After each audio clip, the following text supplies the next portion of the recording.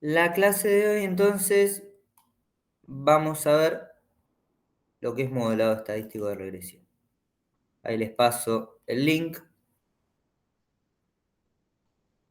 Vamos a trabajar con un archivo de Colab y con un archivo de R. El archivo de R está subido a la carpeta de la última unidad, ¿sí? Donde van a poder ver también lo sencillo que es laburar con R desde el punto de vista del código. Generar una regresión lineal, generar los gráficos, el diagnóstico. Es bastante más sencillo que en Python, donde lo que lleva una línea en R en Python quizás lleva 8 líneas.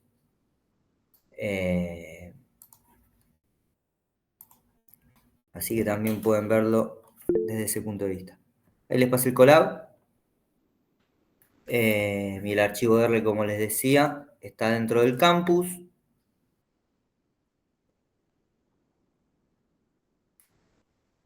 En lo que es la introducción al modelado predictivo de datos.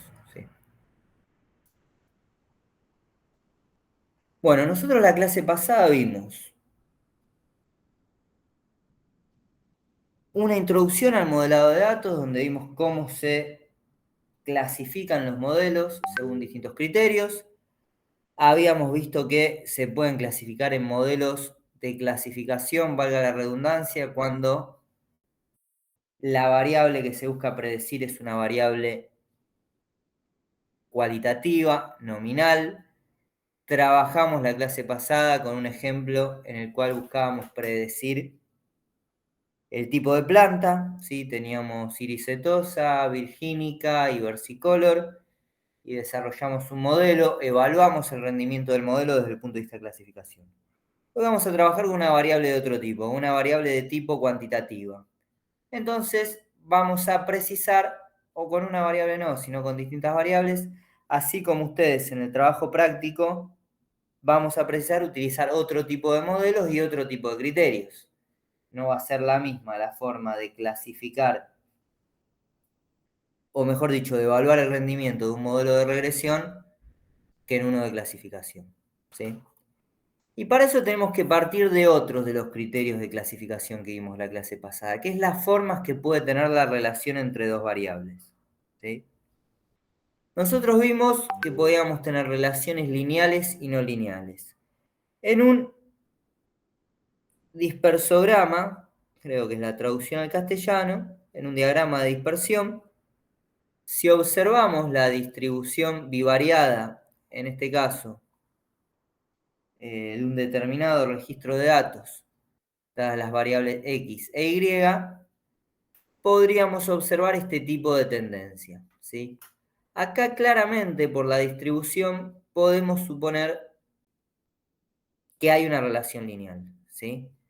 Porque observamos una pendiente bastante clara, si bien hay algún caso extremo, que dada la aleatoriedad de las variables con las que se suele trabajar en el campo científico o incluso en el sector privado, también, cuando se hacen estudios de mercado, cuando se hacen análisis de marketing, eh, o cuando se hacen evaluaciones de lo que sucede en una página web, donde lo que se da de fondo son fenómenos sociales,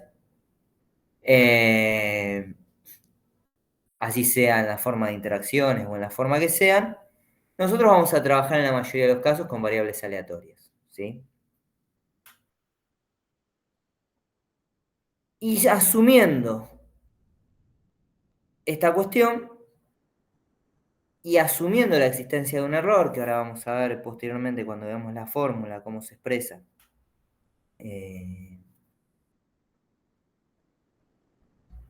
la regresión lineal simple, podemos aplicar en casos como este un modelo de regresión lineal, ¿sí? Porque estamos observando una relación lineal.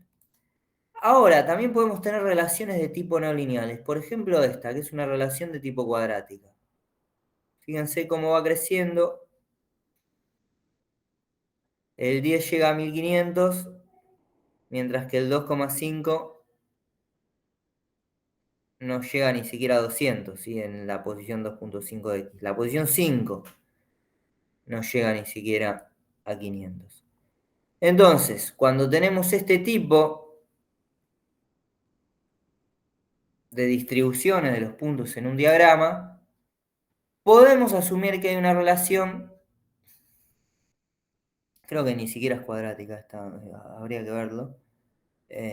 Claramente no es cuadrática.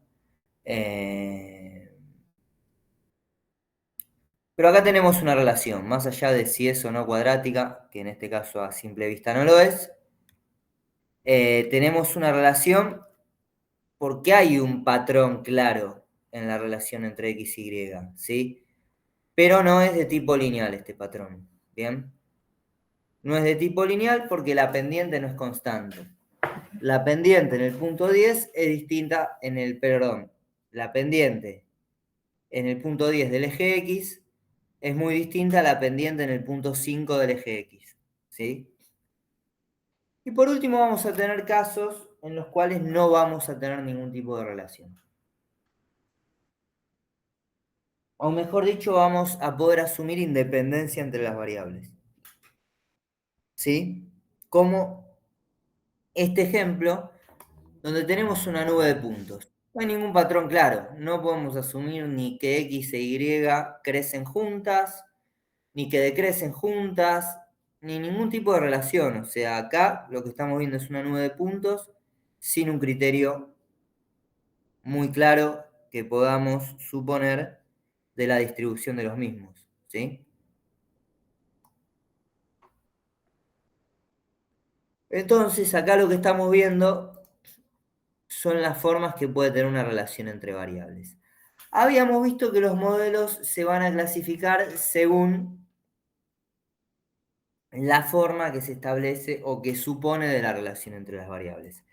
Y la regresión lineal puntualmente va a funcionar mejor o va a ajustar, está diseñada para trabajar con este tipo de relaciones, ¿sí? Ya la misma palabra nos lo dice, lo mismo que sucede, que no sucede aquí, mejor dicho, al revés de lo que sucede acá, donde tenemos una relación que vamos a ver a lo largo de la clase de hoy. Los problemas que tiene no es que no podemos aplicar la regresión lineal, no es que no nos va a dar resultados, pero no va a ajustar correctamente, ¿sí? La interpretación que vamos a ver va a ser equivocada, nos puede llevar a sacar conclusiones equivocadas, ¿bien? Porque como vimos la clase pasada, los modelos estadísticos tradicionales y la regresión lineal es uno de ellos, no solo generan predicciones, sino que son interpretables. Pero para poder ser interpretados, tienen que cumplir una serie de supuestos. Bueno, entonces vamos a partir de la regresión lineal simple. Bien, simple, porque este era otro de los criterios de clasificación que habíamos visto, porque posee una sola variable predictora, ¿sí? La regresión lineal simple toma la siguiente forma, desde el punto de vista de lo que propone a nivel de la fórmula, nos va a decir que el valor de y va a ser igual al beta 0 más el beta 1 por el valor de x más el error, ¿sí? Siempre hay que tener en cuenta que trabajando con variables aleatorias vamos a tener que sopesar la presencia del error como una parte de nuestro modelo. ¿Bien? El error que muchas veces y en muchos libros se llama error irreducible. El error va a estar siempre ahí cuando trabajemos con variables aleatorias. Bien. En este caso, entonces, la x sería la variable predictora, la variable independiente, y la y sería nuestro target, la variable dependiente.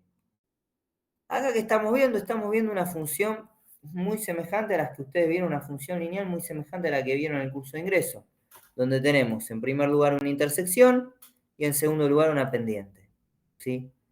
Obviamente, acá, al haber una pendiente, estamos suponiendo que la misma es constante. Constante en tanto puede ser medida como coeficiente beta 1, ¿sí? ¿Cómo se van a estimar los coeficientes? Bueno, acá está el lenguaje estadístico, la forma en que se estima el beta 1. Sería la suma de las diferencias entre todos los valores x y y la media de x multiplicado por la diferencia de todos los valores y la media de y, la suma de todas esas multiplicaciones dividido la suma de todas las diferencias entre los valores de x y la media de x al cuadrado. ¿Sí? Y el beta 0, la intersección la vamos a calcular, o se va a calcular en los algoritmos que utilicemos, ya predefinidos o programados en R o en Python, mediante la diferencia de la media de y el coeficiente beta 1 por la media de x. ¿Sí?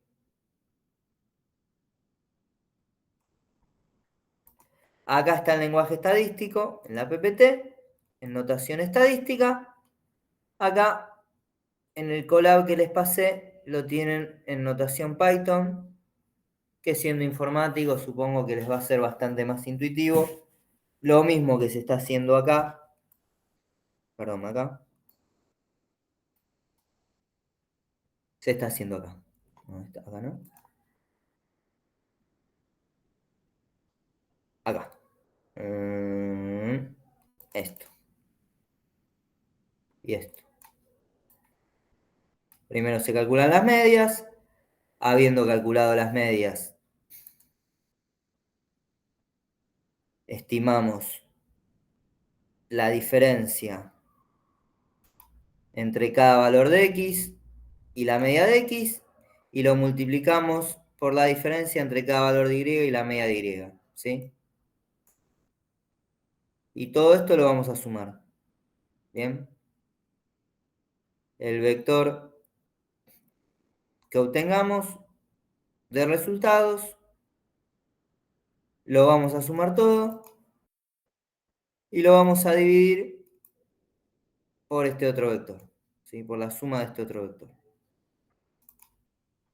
Y de esta manera vamos a obtener el beta 1. El beta 0 va a ser la diferencia entre la media de y el beta 1 por la media de x. ¿Sí? Esta es la forma en la que se calcula, en la que se estima. ¿Bien? Ahora vamos a observar qué pasa. ¿Qué sucede cuando apliquemos relaciones, esta misma regresión, sobre una variable x, es decir, una variable independiente y dos variables dependientes? Una primera que toma una forma lineal, donde tenemos una intersección 1, una pendiente de 2 y un error, ¿sí? Esto obviamente lo generé arbitrariamente, lo podría generar mediante una fórmula también. Pero acá para que quede más claro, me pareció que es más claro el ejemplo del vector de la lista, que si acá utilizar una fórmula, ¿sí? Acá fíjense, tenemos los valores. Para 1, 2.9. Para 2, 5.4. Para 3, 7.1. Para 4, 8.8. Y para 5, 10.5. ¿Sí? Mientras que en el segundo tenemos una relación cuadrática en la cual no estamos teniendo en cuenta ningún error. ¿Sí? En la segunda variable dependiente.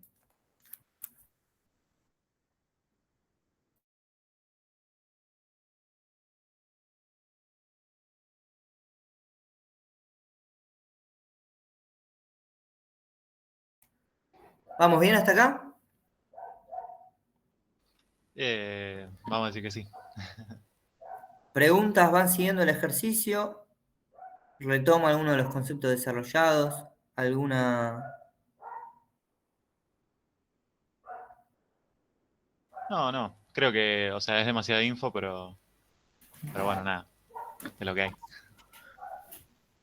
Bueno, continúo entonces. Entonces, acá tenemos una relación cuadrática, acá tenemos una relación lineal. Cuando apliquemos la estimación de los coeficientes beta 0 y beta 1, para el primero fíjense los resultados que obtenemos, ¿sí? Para la relación lineal. El beta 1 es 1.86. El beta 0 es 1.36. ¿Qué piensan de esto? ¿Se acuerdan con qué fórmula había calculado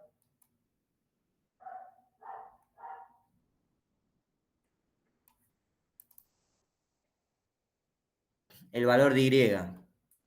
¿Tiene sentido esto? ¿Qué sucede acá? ¿Aproxima, no aproxima?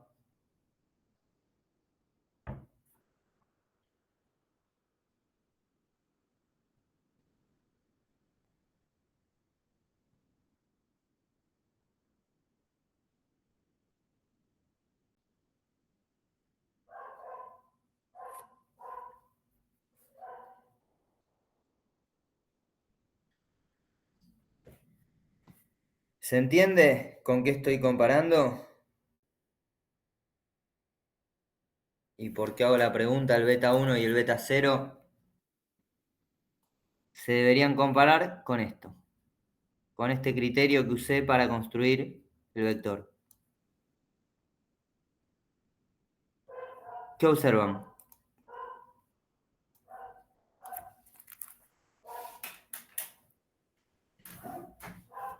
La verdad, profe, que no sé dónde mirar directamente. Bueno, retomemos entonces. Partamos de acá. Nosotros, mediante la regresión que estamos calculando,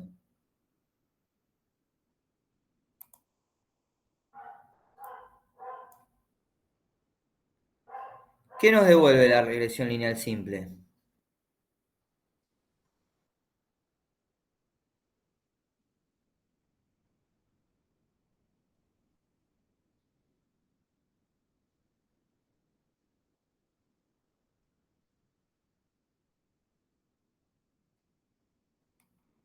¿El resto están ahí?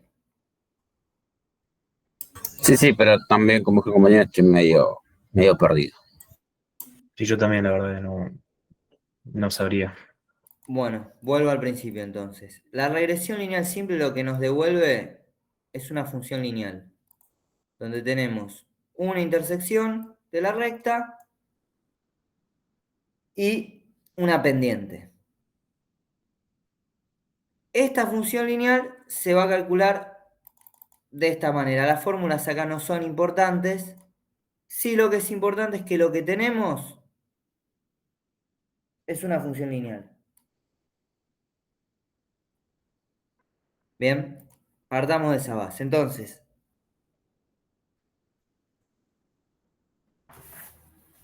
En ese caso, la función lineal también evalúa el error, ¿no? no, pero, o sea, lo tiene en cuenta, sí. Sí, la respuesta sería sí. Está bien la pregunta que estás haciendo, es correcta. La función lineal va a tener, acá no la estoy estimando el error, pero si utilizamos las clases de Python o si utilizamos las funciones de R, el objeto que nos retorne va a tener en cuenta el error. Es correcto el señalamiento que estás haciendo. Pero más allá de eso, o sea, pensémoslo como una pendiente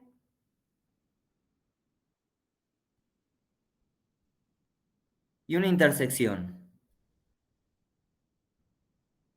El beta 0 es la intersección, el beta 1 es la pendiente. Acá la fórmula sería 1 más 2x. El error obviamente influye en el modelo, porque fíjense, acá el beta 0 debería ser 1, porque es este valor, pero como hay aleatoriedad, como hay un error, ese mismo error tiene una influencia en los coeficientes que se obtienen. Sin embargo, 1,36 es bastante parecido a 1, ¿sí? Y en 2, que es la pendiente, bueno, estima 1,86 en este caso, ¿sí? Entonces también es bastante aproximado. Bien, aproxima bastante bien, sería la conclusión en este caso. En el caso donde tenemos y con relación lineal. ¿Me siguen hasta ahí?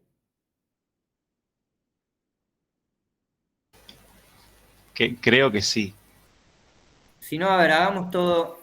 Primero hagámoslo sin tener en cuenta el error. Lo que vamos a hacer es aplicar la función y es igual a 1 más 2x. Si x es 1, y es 3. O sea, yo tengo una duda. la función esa que está arriba, a la que se le suma el error, vendría a ser lo que vimos recién, ese gráfico que tiene como los puntitos medios dispersos. Sí, Y la regresión, que lo que estamos haciendo es calcular la pendiente que se lleva puesto los puntos que justamente necesitamos. sí, Ok. exactamente. Entonces acá vamos a suponer que tenemos la relación lineal sin error. ¿Bien? O sea, estamos aplicando una función lineal. Esto es exactamente una función lineal. Estamos generando acá una función lineal perfecta y acá estamos generando una función lineal cuadrática perfecta, donde tenemos la variable independiente x y las variables dependientes y con relación lineal e y con relación cuadrática. Cuando apliquemos la regresión lineal a la variable dependiente con relación lineal perfecta, fíjense que los estimadores son exactamente, los coeficientes, perdón, que estima, son exactamente los de la función.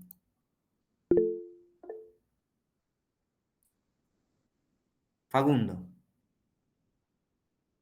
Profe, solo para ver una cosa, o sea, lo que estamos haciendo es, o sea, teníamos la nube de puntos, la recta que estamos haciendo, lo que estamos queriendo hacer ahora es, al estimar los parámetros, es estimar la recta que vamos a armar en el medio. Exactamente. Exactamente. ¿Y la recta qué es? Es una función. Es una función lineal la recta. Claro, o sea, al quitar el error estamos quitando la dispersión de los puntos, digamos, por eso da igual. Exacto. Ok, Si acá le agregamos error, ya obviamente no nos va El a dar error, perfecto. si el error es una constante, en realidad lo que no hace, no haría, lo que haría el error no sería como empujarte para arriba o para abajo la recta, Sí, sí. porque lo sumarías a a la constante que es la ordenada del origen, digamos, ¿no? Si es que el error es una constante y no es una variable. Dependiendo del caso. A ver, la existencia del error es una constante, ¿sí? El error en distintas pruebas puede variar. En distintas pruebas empíricas, el error va a variar, no va a ser siempre el mismo. Va a estar asociado al propio error, a la propia varianza de las distintas muestras. ¿Bien? Puede ser que a su vez esa varianza o ese error no disperse mucho más, tipo, no es extremo, digamos. No se va mucho ni para un lado ni para el otro. Bueno, a lo largo de la clase vamos a ver un poco sobre eso que estás preguntando. Pero el error sí claramente va a tener una influencia, ¿sí? Nosotros vamos a tratar a Profesor, través de nuestros modelos de disminuir el error, o que disminuya, mejor dicho, hacer un modelo que se acerque lo más posible a la realidad. Nunca lo vamos a lograr. Ningún modelo va a lograr acercarse de manera exacta a la realidad. claro, yo ¿Sí? decía como que el error te corría para arriba o para abajo la recta, porque lo sumaba a B0, digamos, ¿no? Justo en esa fórmula que estabas mostrando en la PPT, si el error se lo sumas a beta cero, digamos, y el beta cero es la ordenada del origen, digamos, lo que hace el error, si es positivo, te corre la recta para arriba, y si el error es negativo, te corre la recta para abajo.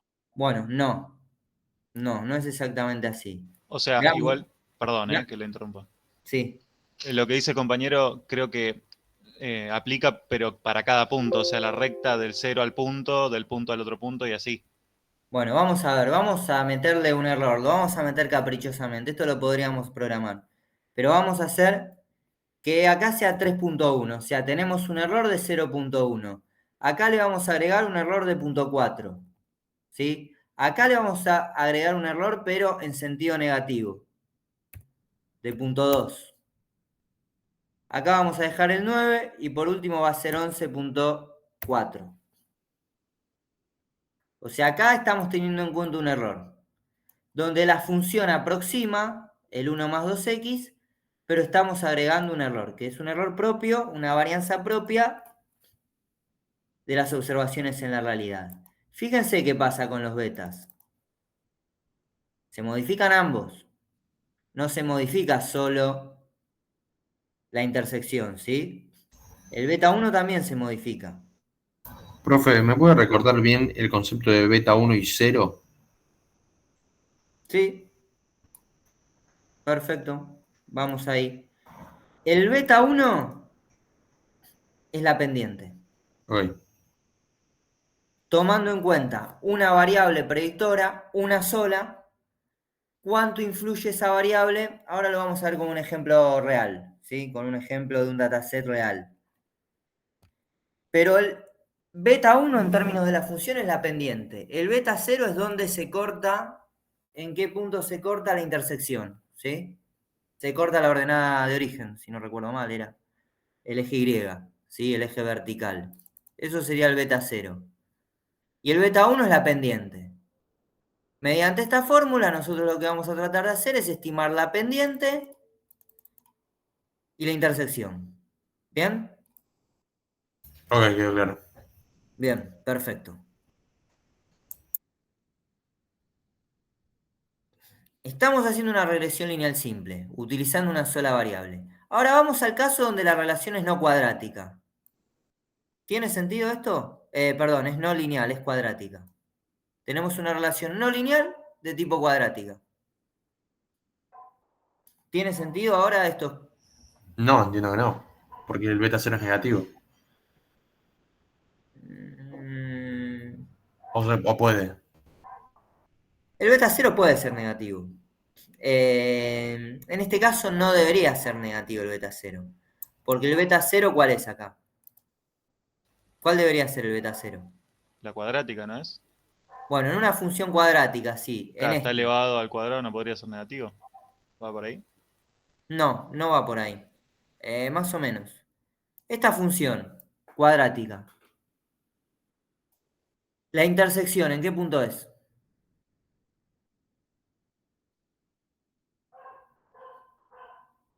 Si no tenemos ningún valor acá en la No hay intersección. de 0. Exactamente, acá la intersección debería ser 0. ¿Bien?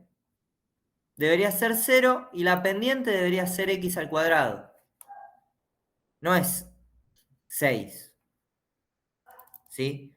Entonces, estos coeficientes betas que estamos estimando, la regresión lineal trata de ajustar, pero no logra interpretar correctamente los datos cuando la relación es no lineal. ¿Se entiende? ¿Se observa esto? ¿Logran observar esto? Que no capta esta relación, sino que capta esta relación. Que no tiene nada que ver esto con esto. Pero cuando nos decimos que la relación no es lineal, gráficamente, ¿a qué nos estamos refiriendo? Porque, no sé, al menos a mí me hace más... A esto. ok, A que la pendiente no es constante. ajá. En O una sea, que cuadrática está mucho más disperso o que directamente no es constante. no es constante. Ok. Esta pendiente no es constante. La pendiente en el punto 10 está mucho más inclinada que en el punto 2.5. Claro, si yo trazo una recta del 0 al 10, prácticamente no le pego a nada. Por así decirlo. Exactamente. Ok, ahí va. Exactamente. Ah, ok, porque para mí yo veía como cierta constancia, pero tiene que es una constancia como... Claro, claro. Me pasaba lo mismo. Pero no es la pendiente la que es constante. O sea, la pendiente varía. Es que a mí me queda como que la pendiente va en bajada o sea, capaz me estoy mezclando, yo conozco el cartesiano más que con... La pendiente constante es esto. Acá la pendiente es siempre la misma. Hay una relación directa. Claro, para mí la pendiente era lo mismo porque siempre iba como de abajo para arriba, era como que capaz eso me pasaba bien con el cero. Está bien. Es verdad, en ambos va siempre de abajo para arriba. Pero la forma que toma, el valor que toma la pendiente no es el mismo en todos los puntos. ¿Sí? Acá sí es el mismo. Acá podríamos decir, no sé, 0 es 0, 5 es 10, 10 es 20. Entonces la pendiente es 2. Nosotros acá podríamos hacer una función que sea 0 más 2x, tranquilamente. ¿sí? Según lo que estoy observando acá. Porque se podría cortar en el 0, aproximadamente, ¿no? Y después, en el punto 5, los puntos están alrededor del 10. En el punto 10 están alrededor del 20. En el punto 7.5 del eje X están en 15. O sea, claramente es 2x acá. Si tuviéramos que trazar una recta. ¿Sí? Y la recta esa probablemente tendría cerca todos los puntos. ¿Sí? Acá en el 5 estaría en el 10. En el 7.5 estaría en el 15. En el 10 estaría en el 20. Mientras que acá no tenemos una pendiente constante. Fíjense, acá 7.5 se aproxima al 1000. Mientras que 2.5 no llega ni a 100. ¿Sí? Acá tenemos un crecimiento exponencial.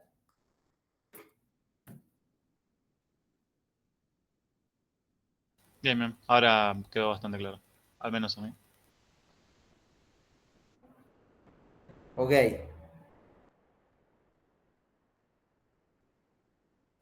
Pero es más simétrico, no hay tanto error como en el primer gráfico. Es correcto lo que estás diciendo, sí. Es bastante más simétrico, no tiene tanto error. Tenemos algunos puntos un poquito para abajo, ponle este que está acá. Este que está acá está un poco más arriba, este está un poco más arriba. Hay algo de error, no es que no hay error, pero es bastante simétrico, como correctamente estás planteando. En cambio acá tenemos un error más presente, ¿sí? Bueno, hasta acá me parece que llegamos a las conclusiones que teníamos que llegar. Ahora, a partir de acá esto se sigue complicando, ¿sí? Tenemos una regresión que es una función, ¿bien? Ahora, como les venía diciendo, para que los coeficientes sean interpretables, se tienen que cumplir una serie de supuestos. Un primer supuesto es que los errores en un determinado punto, en todos los puntos, mejor dicho, de la recta, tienen que tener media 0. Si yo tomo un punto de la recta cualquiera, no sé, tomo este. A ver dónde estábamos. Vamos al gráfico. Tomamos este punto de acá. El eje X igual a 5. Tomamos. Acá los errores, la media de estos errores debería ser cercana a 0, ¿sí? Debería ser 0. Lo mismo en el punto 0. Lo mismo en el punto 10. Si tomamos todos los errores, la distribución de las distancias, de las diferencias, ¿sí? De la recta con las medias debería ser 0. Después, segundo supuesto, homoceasticidad. Ahora lo vamos a ver bien. Hay gráficos que vienen después en esta PPT. Vamos a tratar en profundidad cada uno de estos temas. O los más importantes. Los errores tienen todos la misma varianza desconocida. Es decir, no vamos a tener un punto en el cual tengamos mayor varianza que otro. ¿Sí? También ahora lo vamos a ver eso. Los errores tienen distribución normal y son independientes entre sí. No se encuentran correlacionados con X. ¿Sí? Si se encontraran correlacionados con X, no se cumpliría este supuesto. Estos dos supuestos están asociados. Entre sí, todos los supuestos tienen relación, estos cuatro. ¿Sí? Bueno, vamos al primero. Acá está la distribución normal de los errores. Supongamos que estamos en el punto X igual a 10. Acá tenemos el eje Y, acá tenemos el eje X. ¿Sí? La recta traza este camino. Entonces, tomado este punto X igual a 10,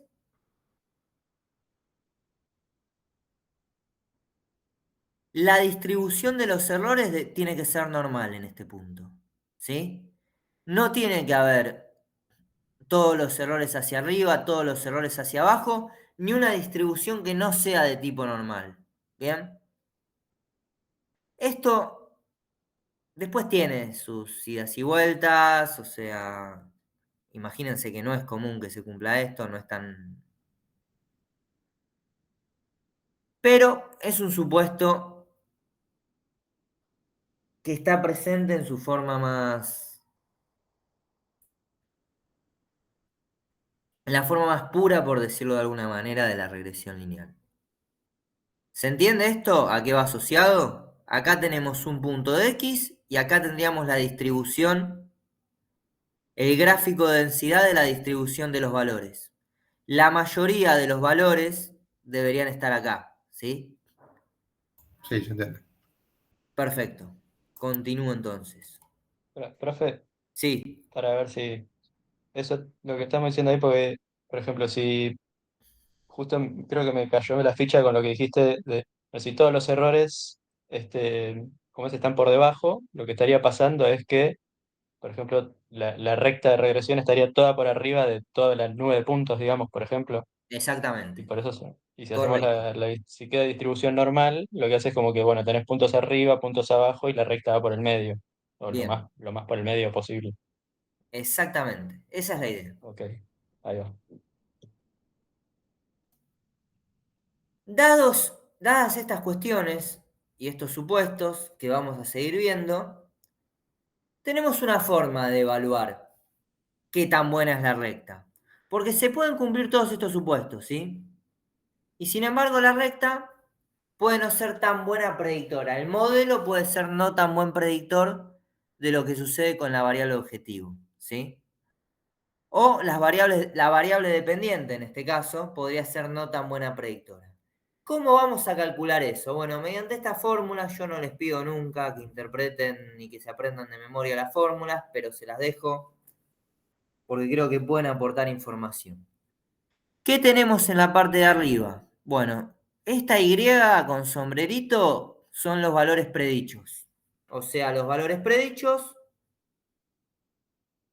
acá en el Colab tengo la recta dibujada, los valores predichos son los que están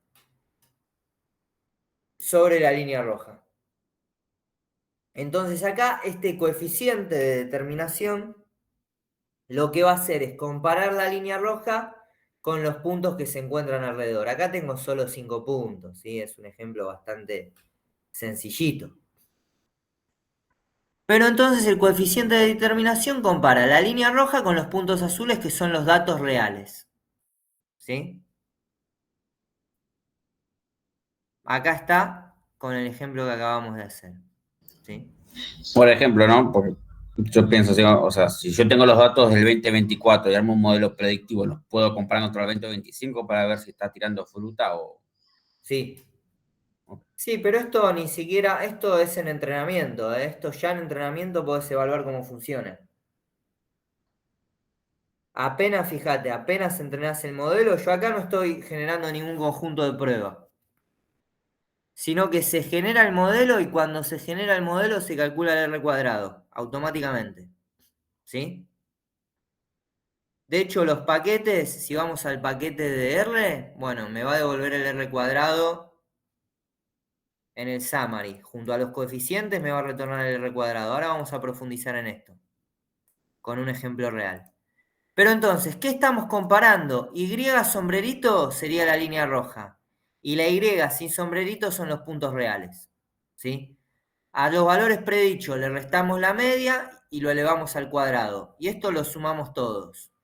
Y lo mismo hacemos pero con los valores reales. Entonces, si estos dos son iguales, la división va a dar 1. En cambio, si no son iguales, el valor de abajo va a ser mayor y esto nos va a dar un valor, un número entre 0 y 1. ¿Sí?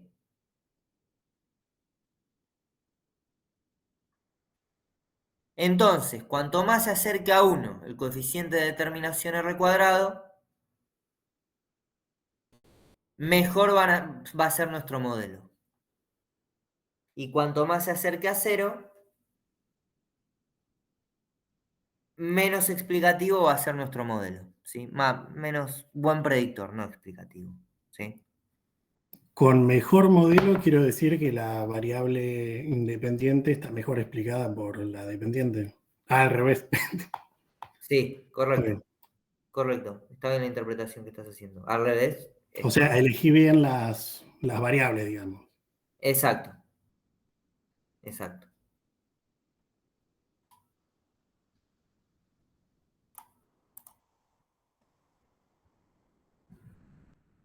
Veamos acá dos gráficos, ¿sí?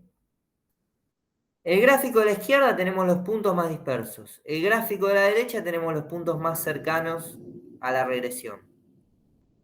¿Cuál de los dos se explica mejor? El de la derecha. Y entonces, ¿cuál debería tener mayor R cuadrado y cuál menor R cuadrado? Mayor el de la derecha y menor el de la izquierda. Perfecto. Exacto. Acá debería ser más cercano a 1, acá debería ser más cercano a 0. Bien. Vamos a un ejemplo real, por decirlo de alguna manera. Que es el que está en el archivo de R que les pasé en el campus. Yo acá estoy cargando datos de un dataset que se llama mtcars, que lo que hace es evaluar, tiene una variable que es las millas por galón, es decir, cuántas millas recorre un auto con un galón de nafta, la cantidad de cilindros,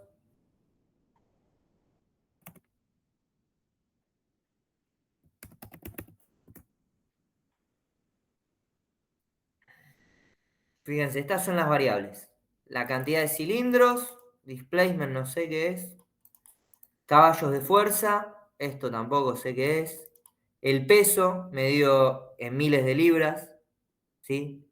Del auto, cuántos segundos tarda en alcanzar el cuarto de milla, los motores, o algo de los motores, no sé qué es, el BS, quizá alguien acá sabe más de autos que yo. Bueno, si es transmisión automática, el tipo de motor es la variable 8. Si es shaped o striped, no sé qué significa. La transmisión, si es automática o es manual, ¿sí? Cantidad de carburadores y number of forward gears, no sé qué quiere decir.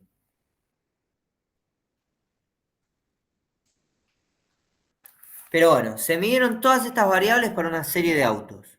32 autos tenemos acá. El Mazda RX4, el Valiant, Mercedes 280, Mercedes 280C, Mercedes 230, Mercedes 240D, Cadillac Fleetwood, bueno, una serie de autos, el Toyota Corolla, ¿sí? Y la idea es, habiendo medido en estos autos todas estas variables, intentar observar si hay una relación entre las millas por galón que recorre y el peso del auto. ¿Qué piensan? ¿Qué debería suceder? Y yo supongo que cuanto más pesado, menos recorre. Exactamente, exactamente, correcto. Entonces, vamos a entrenar un modelo y ver si sucede esto con una regresión lineal simple. Vamos a comparar, o sea, nuestra variable dependiente va a ser las millas por galón y nuestra variable independiente el peso del auto. Bueno, en una sola línea, esto es lo que tiene de lindo R para estas cosas, una sola línea y ya está hecho el modelo. Y con Summary podemos ver todos los parámetros, con la función Summary. Bueno, tenemos la fórmula. Esto después vamos a ver un poco qué es. Y acá tenemos los coeficientes, ¿sí? Tenemos la intersección y la pendiente. La pendiente nos da negativa. Va en línea con lo que planteaba recién, creo que era Gabriel el que hablaba, ¿no? Sí, sí. ¿Va en línea con lo que planteabas, Gabriel? ¿Que la pendiente sea negativa? Y con respecto al peso, claro, va de arriba para abajo, ¿no? Claro, o sea, a medida que aumenta en el eje X el peso del auto, la cantidad de millas por galón que va a recorrer el auto va a disminuir. Pero fíjense que la regresión lineal no nos devuelve solo el sentido, nos devuelve una magnitud. O sea, nos está diciendo claramente, por cada 1000 libras que pesa de más el auto, va a recorrer 5 millas menos, 5,34 millas menos por cada galón de nafta.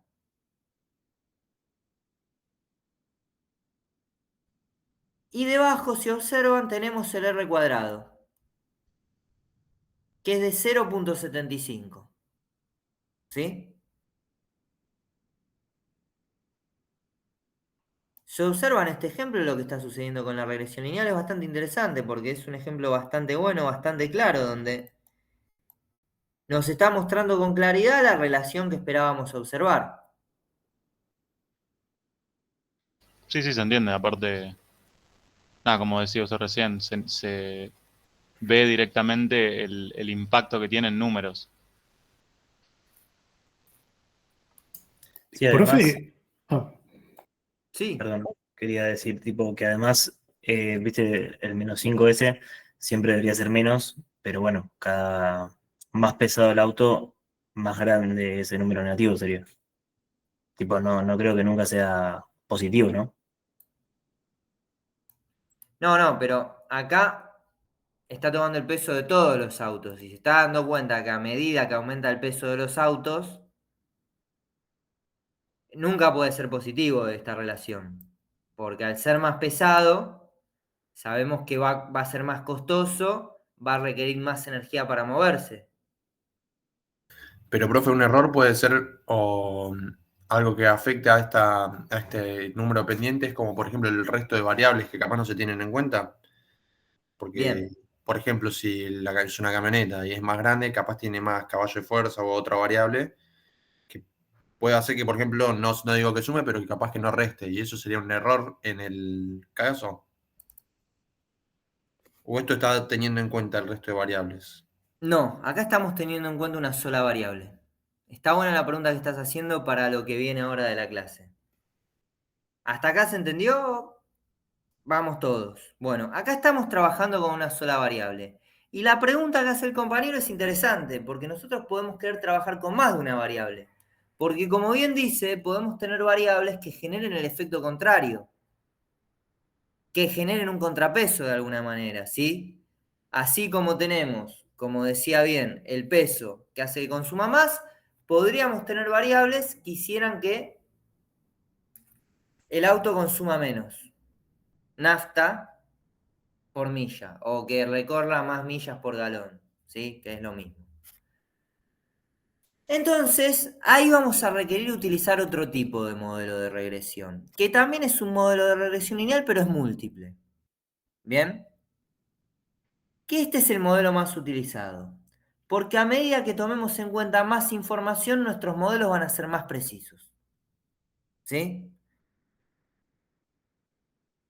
Bien. Entonces, sí. No. Bien. Se entiende. Entonces lo que vamos a hacer es tomar mayor cantidad de variables. Sí, acá Retter nos lo está explicando, que es una docente de la Facultad de Ciencias Exactas de la Universidad de Buenos Aires, que está el libro de ella en la bibliografía optativa, ¿bien? Que es un libro dedicado 100% a lo que es modelos de regresión, si no recuerdo mal. Pero entonces vamos a llegar a la conclusión de que vamos a requerir trabajar con modelos más complejos para explicar mejor los fenómenos. En general, los fenómenos que suceden en la realidad son multicausales, ¿sí? Nosotros vivimos en un mundo complejo donde nosotros generamos modelos que son recortes, que artificialmente, como seres humanos, hacemos, elaboramos para poder aproximarnos a una lectura de la realidad que nos permita desenvolvernos de la mejor manera posible.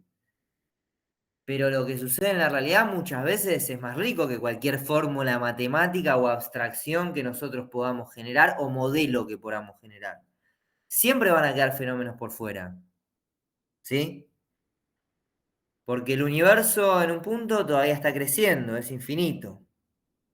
Nuestra propia vida podría ser tenida en cuenta desde infinitas variables permanentemente, podríamos estar analizando distintas cuestiones, ¿sí? Entonces, al existir tal magnitud de variables a tener en cuenta en todos los fenómenos, siempre va a haber una parte de la realidad que no va a estar explicada, ¿sí? Cuanto más complejo sea el estudio de un fenómeno, bueno, los modelos van a tender a ser menos representativos. Eso sucede mucho en ciencias sociales, ¿sí? En ciencias sociales es muy difícil construir un modelo que explique un fenómeno y que tenga un buen rendimiento, en términos de R cuadrado incluso, ¿sí? Y en esto incluye economía, ¿bien?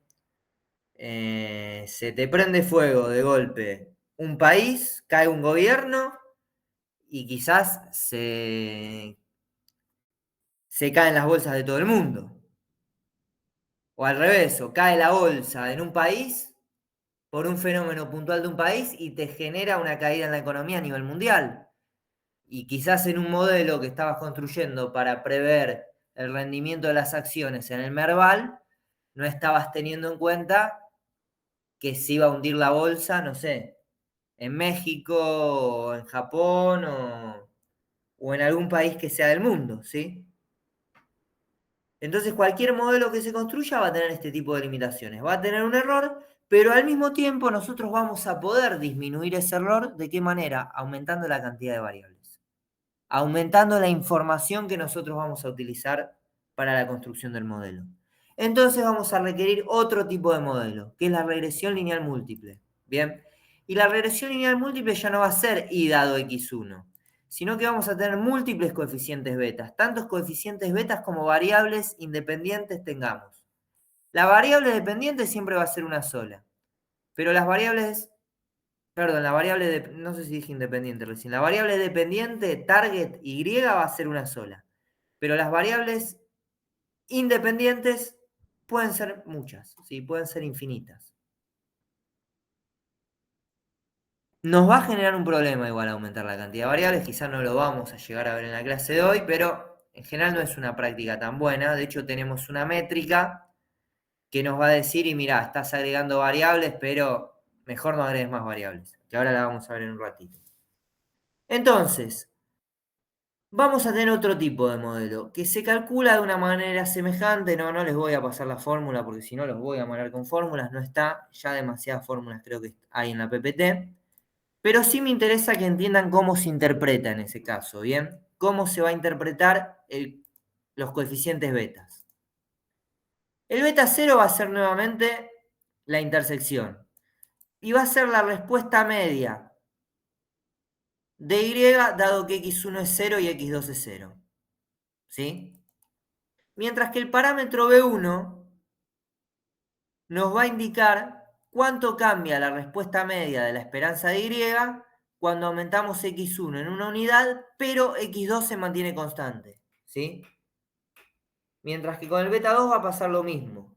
Nos va a dar un valor suponiendo que x1 se mantiene constante. Entonces, se va haciendo más compleja la cuestión. No solo tenemos que tener en cuenta las pendientes de distintas variables, sino en un punto también la relación entre ellas, ¿sí? Para poder interpretarlo, vamos a suponer que las demás variables se mantienen constantes. Vamos a un ejemplo. Vamos a suponer que no solo influye el peso, sino que influye la cantidad de cilindros que tiene el auto, ¿sí? Entonces vamos a hacer una regresión lineal donde tengamos en cuenta las millas por galón según el peso y la cantidad de cilindros. Entonces vamos a construir un nuevo modelo y observemos qué pasa con los coeficientes primero. Bueno, antes teníamos una sola variable que por cada unidad que crecía disminuían 5 las millas por galón. Ahora tenemos una variable que disminuye en 3.2 y otra que disminuye en 1.5. Ambas son negativas. Se ve que los cilindros también hacen que el auto consuma más nafta, ¿sí? Más energía. Así como sucede con el peso. Pero el peso, o sea, la magnitud que nosotros le estábamos dando al peso antes, estaba exagerada, nos está diciendo. No es que solo el peso va a hacer que por cada 1000 libras va a disminuir en 5 la cantidad de millas por galón. Va a disminuir en 3 si tenemos en cuenta los cilindros. Entonces, al tomar en cuenta más variables, los coeficientes van a cambiar. Ya no van a ser los mismos. Este coeficiente cambió. Y parte de la información que se le estaba atribuyendo al peso, ahora se le está atribuyendo a la cantidad de cilindros. Desde mi punto de vista, esto sucede muchísimo en economía. En general, cuando se plantea esto es una relación simple, y si tenés en cuenta un modelo, tenés que ver el R cuadrado, generar el modelo y vas a ver de manera muy sencilla que eso no es así.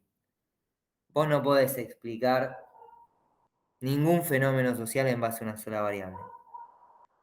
¿Qué valor de R cuadrado es aceptable, digamos? Depende en el ámbito científico en el que te estés moviendo. Si estás en física y el R cuadrado te baja de 0.95, estás haciendo un desastre. Si estás en ciencias sociales y el R cuadrado llega a 0.95, estás haciendo un milagro. Seguro que estás haciendo algo mal. Entonces depende mucho del ámbito científico en el que te estás moviendo. ¿Sí? No hay un valor que sea esto es aceptable. Pero acá fíjense, ya vimos los coeficientes, pasemos al R cuadrado. Pasamos de un R cuadrado de 0.75 a un R cuadrado de 0.83, es decir, agregamos una variable y nuestro modelo mejoró. En términos relativos no mejoró tanto, ¿eh? Claramente el peso es la variable que mejor explica esto, la variable más importante para explicar esto. Pero mejoró mucho, o sea, pasa de 0.75 a 0.83, cerca de un 10% en términos relativos. ¿Sí?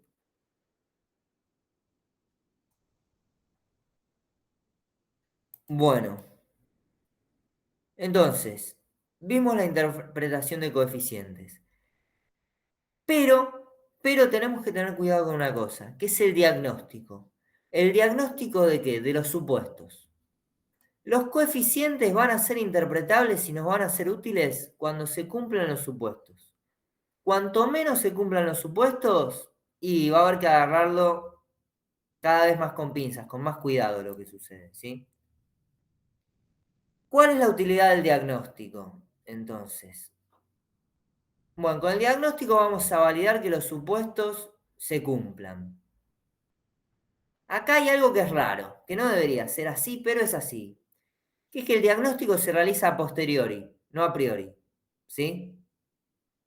Formalmente nosotros deberíamos ver si se cumplen o no estos supuestos. Y una vez que lo vemos, si vemos que los supuestos no se cumplen, bueno, ni la hacemos la regresión. ¿Para qué vamos a hacer la regresión si los supuestos no se cumplen? Bueno, sucede que es mucho más fácil testear si los supuestos se cumplen una vez a posteriori de realizada la regresión que hacerlo antes, ¿sí? Existen técnicas bastante intuitivas, incluso gráficos, que nos van a permitir observar si los supuestos se cumplen, ¿sí?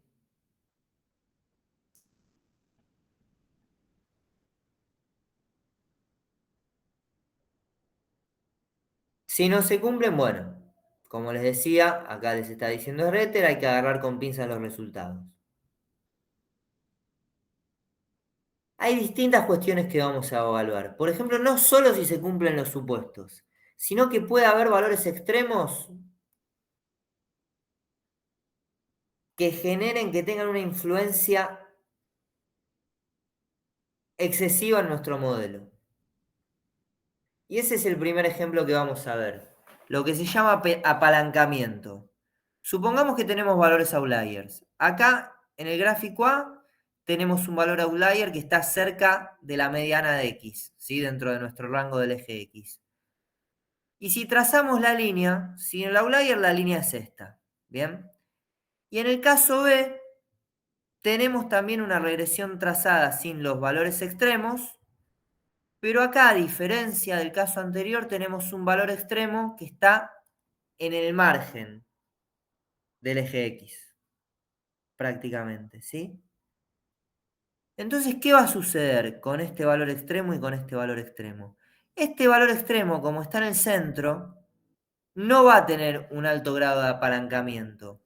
Lo que va a hacer es mover levemente, desplazar levemente la regresión hacia arriba, ¿sí? En este caso, la regresión que tiene intervalos, que son líneas con intervalos, es la que toma en cuenta el outlier. Y la línea, ¿sí? Sin el outlier, es la línea que es constante, ¿bien? Pero veamos qué pasa en el caso del gráfico D. Si tomamos en cuenta este valor, supongo que lo están viendo acá, que están viendo el mouse. Si tomamos en cuenta este valor que está acá, fíjense lo que pasa con la regresión. La pendiente, de ser claramente positiva, se va a acercar a ser prácticamente cero.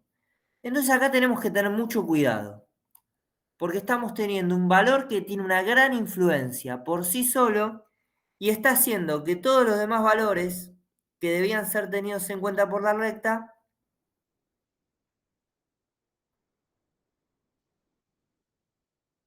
no estén tan bien representados. ¿Se observa esto? Sí, sí, creo que se entiende. Podríamos decir con el modelo que vimos antes que el punto de abajo en el punto D, ¿no? El punto de abajo podría ser el peso y lo otro todo lo demás. No. Ok, No, no. no Porque es tan significativo, digamos. No, porque este es un registro. Esto sería un auto. Ahora lo vamos a ver para el Ah, ejemplo. ok, ok, ok. Esto sería un auto. Ponele un auto que pesa mucho o que pesa muy poco. Tengo una consulta. Sí. Ese valor influye tanto no solo porque está solo, sino porque no tiene por encima más valores, digamos. O sea, es extremo, Sí, pero si por sobre encima de ese valor en X yo tuviese, no sé, 5 autos más pegados a la recta, ahí influiría menos, ¿no? sí, pero seguiría siendo un valor muy influyente. Sí, seguro, pero claro, sí. Pero sí, es correcto lo que decís. Cuanto más registros tengamos, la recta debería ser más robusta. ¿Sí? Es la ley de los grandes números, lo que O vimos en la sea, primera clase. el Sí, del es correcto lo cuadrante que inferior, perdón, el del cuadrante inferior izquierdo, ese valor que está solo, como que de cierto modo los valores que están abajo, o sea, está jodiendo los valores de abajo, pero a la vez los valores de abajo no lo dejan joder tanto, por decirlo coloquialmente. Sí, pero no es solo que tiene valores abajo, sino que se encuentra en el centro de X, Ah, ok. en el centro de la distribución del eje X. Entonces acá no influye tanto. Pero si vos tenés valores outliers en los extremos, los valores outliers en los extremos de X van a tener una influencia muy grande. Y esto se llama apalancamiento. ¿Bien? O sea, pero teniéndolo en cuenta con variables, ¿qué hace que ese punto sea tan, que sea tan, ¿cómo se dice? Significativo. O sea, ¿por qué ese punto tira tan abajo la recta? No son variables, son valores de una variable lo que Ok, estamos ¿por qué viendo. los valores de esa variable? Perdón. Porque ahí veo que está comparando, ¿qué sería? Income y house size sería como... House size supongo que es el tamaño de la casa. Sí, Income sería la plata que entra a la casa, algo así. el ingreso, Ok, correcto. eso. Entonces, digamos que en una casa muy chica, no, perdón, muy grande entra poca plata, por así decirlo. Exactamente, Y eso es lo que me está desestabilizando todo el sistema, que no era así. exactamente. Ok, ahí va. Tenemos una casa muy chica donde entra poca plata y eso está haciendo que pensemos que la ganancia en término medio o que el ingreso en término medio es menor de lo que es la relación entre el tamaño de la casa y el ingreso, la estamos subestimando. ¿Sí? Este punto nos está llevando a subestimar todo. ¿Sí? Ok, ok, ok. Veámoslo con el ejemplo.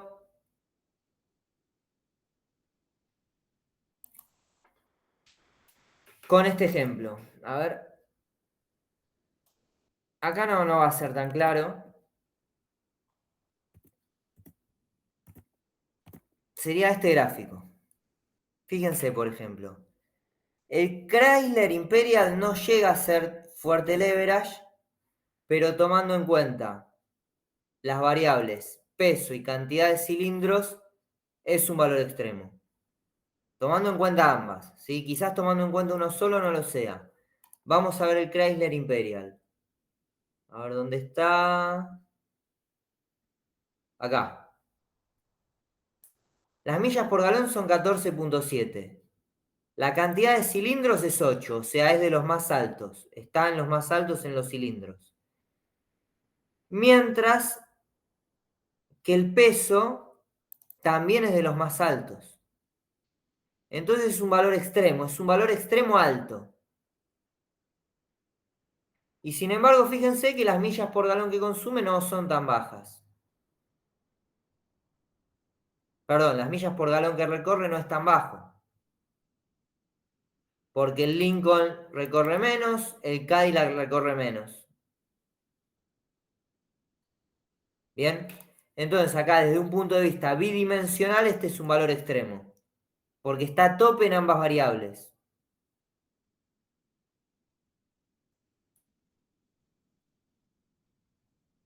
En el Pero, peso, sí. o sea, esa diferencia, digamos, que en realidad parece como similar a los otros, ¿no? Pero esa diferencia se ve explicada por otra variable, por otro valor, perdón. ¿O por qué sucede eso? Bueno, es un valor extremo. ¿Sí? Pero en este caso no se encuentra tan al margen del eje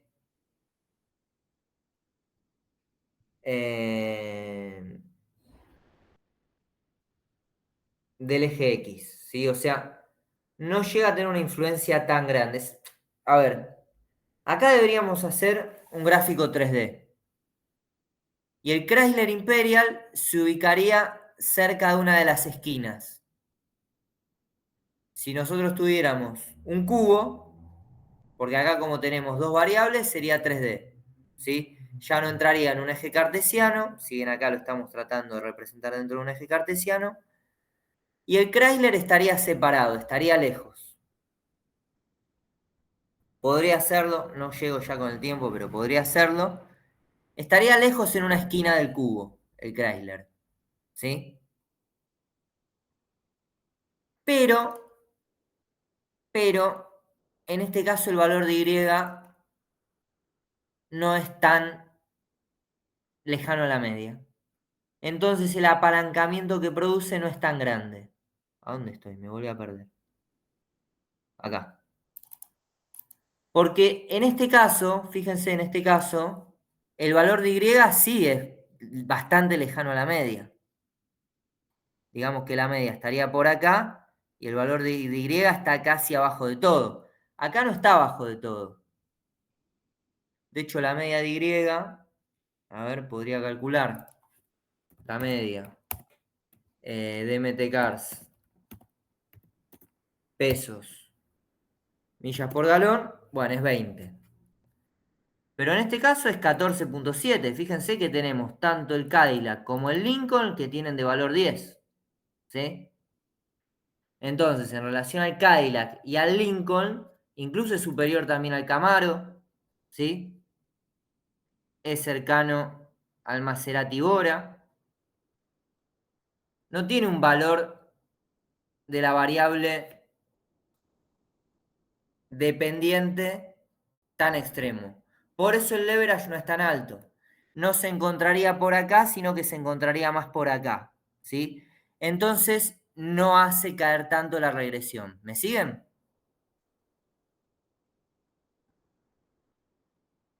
Sí, sí. Yo no, la verdad. Si podría hacer de vuelta eso. Bien.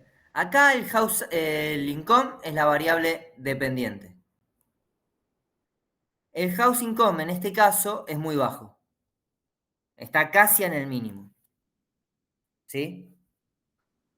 Eso hace que el apalancamiento sea más fuerte y que te tire la recta mucho más para abajo. En este caso, el apalancamiento no es tan fuerte. Si el apalancamiento fuera muy fuerte, acá en lo que es la distancia de Cook, debería estar acá arriba, más cerca de la esquina. del ángulo superior derecho, ¿sí? ¿Por qué no llega a estar acá? Si bien tanto sus valores en ambas variables X son los más altos.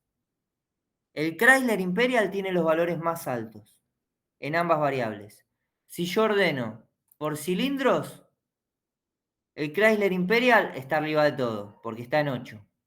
Y si ordeno por peso, el Chrysler Imperial es el segundo auto más pesado de todos. O sea, en términos de X y en términos bivariados, es claramente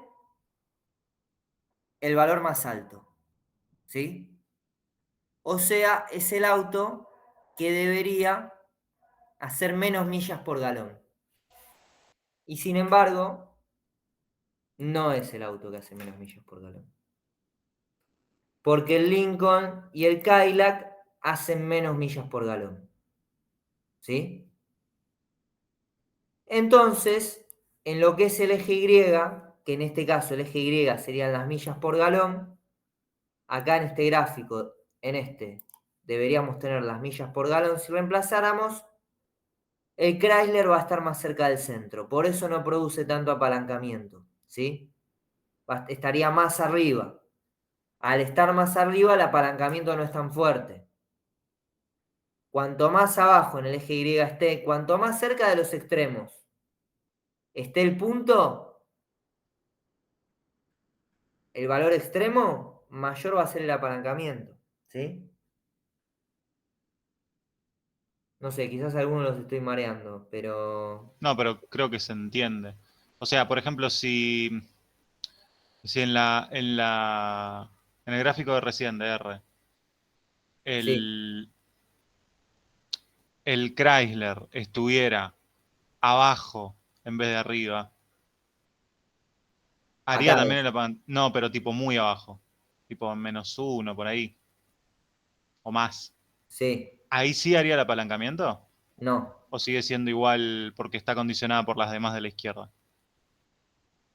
No es que está condicionado por las demás de la izquierda, sino que hay otra cuestión. O sea, No yo es, creo que por lo que entiendo yo, el Chrysler modificaría más la media si estuviese, por ejemplo, más a la derecha. Sí, más a la derecha y más arriba.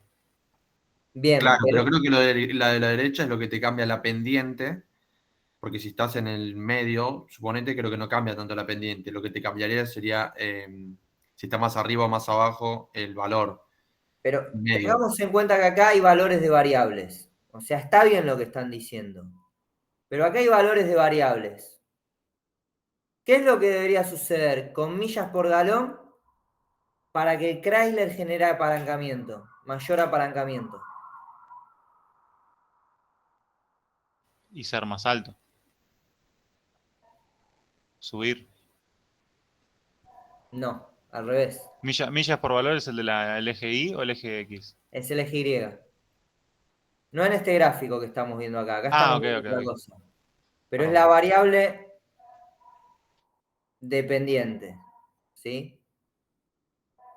Si el Chrysler Imperial, que en millas por galón está en 14.7, se acercara al Cadillac o al Lincoln, seguro, pero seguro que se mete acá, que se acerca acá. Claro, O a mí sea, me pasa que estoy fíjense, entendiendo el concepto con el otro gráfico, bueno, porque tiene menos variables, pero este gráfico me cuesta entenderlo bueno, al ser ¿Por qué? más de una variable, me estoy costando entender el gráfico. es que acá no estamos viendo las variables, ¿sí? Acá lo que estamos midiendo, este gráfico, lo que nos muestra es los residuos versus el leverage. Este es el residuo estandarizado, no importa, ¿sí? A mí lo que me interesa es que comprendan que estos puntos que se alejan del resto, sobre todo los que se encuentran dentro de esta línea punteada, implican un alto leverage. En este caso no tenemos ningún caso con leverage tan alto en este modelo. ¿Bien? Pero el Chrysler Imperial podría tenerlo, está cerca de tenerlo. Ok, ahí lo entendí un poco mejor. El motivo por el cual el Chrysler Imperial no tiene alto leverage es este. Que en el eje Y no es tan lejano a la media. Y como en el eje Y no es tan lejano a la media, no tira tanto hacia un lado la pendiente de la regresión. Pero tanto en las dos variables predictoras, que es peso y cantidad de cilindros, está en el máximo. Está a tope el Chrysler Imperial. Pero sucede que nuestro modelo tiene limitaciones. Hay algo que no estamos teniendo en cuenta. Porque claramente hay algún motivo que hace que el Chrysler Imperial recorra más millas por galón que el Lincoln y que el Cadillac, siendo más pesado. Que el Cadillac no, perdón, que el Lincoln no, pero es más pesado que el Cadillac. Y sin embargo, alguna ventaja tiene el Chrysler Imperial que hace que pueda recorrer más millas por galón. Ahí me perdí profe, un toque. Si el Chrysler hiciera más millas por galón, sería peor, ¿o no? No, Al contrario. sería mejor. Eso es lo que no entendí, pero ¿por Te qué? vendría más para acá. ¿Pero por qué Porque sería así? está por debajo de la media. La media es 20, está en 14. Si tuviese más cercano a 20, sería más cercano a la media. Si tendría menos millas por galón, es porque está alejándose más de la media. ¿Es eso el concepto? Sí, está bien lo que estás ¿Pero por qué diciendo. los otros dos que tienen 10, que son más o menos parecidos, no están igual que el Chrysler? Bueno, no los está ni mostrando. Yo lo que creo, perdón que lo interrumpa, profe, es que, o sea, a mí lo que me pasa es que veo la tabla y veo que todos los valores están iguales. O sea, que no tiene sentido que el Imperial esté ahí y los otros no. Entonces lo que falta son variables que nos expliquen por qué el Imperial está allá arriba. Está buena la observación que hizo igual recién, la pregunta que hizo. ¿Por qué el Chrysler? Es verdad, porque acá deberíamos tener una pendiente decreciente. Yo pensé que el Lincoln y el Cadillac eran los dos que están abajo del Chrysler. Y Exacto. el Chrysler, por tener Sí. 14, está más arriba. Y si Está tuviese bien lo que más, estás estaría diciendo. más arriba todavía. Es correcto, es correcto. Es correcto lo que estás diciendo. Ahora entendí. Me estaba confundiendo eso. No, yo los estaba confundiendo. Reformulo entonces. Estaba haciendo una interpretación incorrecta, me hiciste repensarlo y tenés razón vos. Y estaba equivocado yo. Y es verdad lo que dijeron, que si el Chrysler estuviera más cerca de la media generaría más apalancamiento. En este caso puntual, porque se espera que la recta disminuya. Es un lío igual. Debería generar el otro gráfico. Debería generar el otro gráfico donde se observe esta cuestión. La cuestión acá, para resumir, porque nos enroscamos demasiado con una cuestión, pero está bien lo que decías al final. En el caso del Chrysler Imperial, se espera que al aumentar el peso, reformulo lo que había dicho antes, al aumentar el peso y al aumentar la cantidad de cilindros, baje la cantidad de millas por galón. Y en el Chrysler Imperial no baja. Entonces nos produce apalancamiento, pero en el sentido contrario. O sea, tenemos una regresión con una pendiente negativa, si quieren la grafico, sería como que acá tengamos 10, no, a ver, vamos a hacer al revés. 11, supongamos que tenemos esta pendiente. 11, 9, 7, 5 y 3. ¿Sí? Vamos a agregar dos valores más en x igual a 5. Vamos a tener 3, que sería, supongamos, el Lincoln Continental. Después tenemos el Cadillac, que sería el segundo valor, que también sería cercano a 3.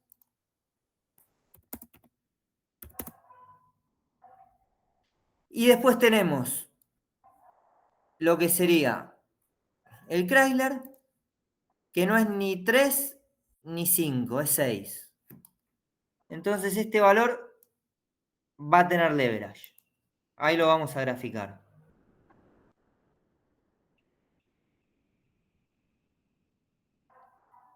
A ver, esta creo, ¿es esta? Ahí va. ¿Por qué tiene leverage este valor? porque este valor va a tender a que la pendiente, en lugar de seguir esta línea, que es la que debería, tenga que estar más arriba. Y el Chrysler está haciendo algo así. No llega a ser un fuerte leverage, pero este sería el gráfico, esta sería la forma en la que sea. Este punto sería el Chrysler. Por lo que tenían razón quienes me dijeron antes que la media debería ser más alta. Yo ahí me estaba equivocando en el razonamiento. Y corrijo esa cuestión. ¿Llegamos todos hasta ahí? Falta un montón de la clase y son 10 menos 5. Resumiendo acá, tiene alto leverage en este gráfico un valor que está dentro de lo que es Cook en esta esquina, ¿sí? Por encima de la línea punteada, en cualquiera de los extremos, ¿sí? Bueno, pasemos a lo que falta, que nos falta bastante. Después tenemos lo que es Cuckooplot, gráfico cuantil-cuantil. Esto va a visualizar si se sigue una distribución normal, ¿sí? O sea, tenemos tres casos. El de la izquierda, asumimos que hay distribución normal de los residuos. En el del centro no, y en el de la derecha tampoco. ¿Sí? O sea, acá estamos viendo si se cumple esto.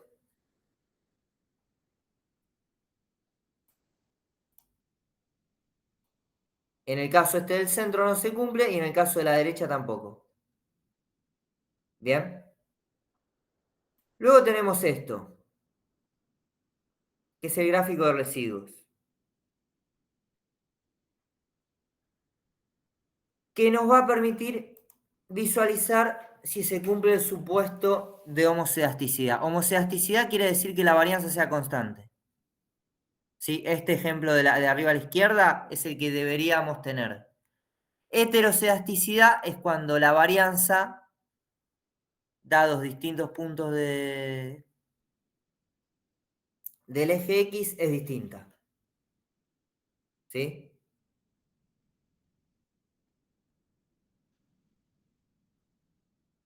En este caso estamos tomando un punto, la esperanza en un punto.